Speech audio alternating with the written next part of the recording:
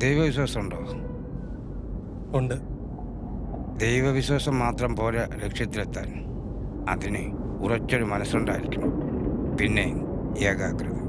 അതിന് രണ്ടിനും പറ്റിയ സ്ഥലമാണ് കുടജാത്രി. കുടജാത്രിയിലെ സർവജ്ഞപീഠം.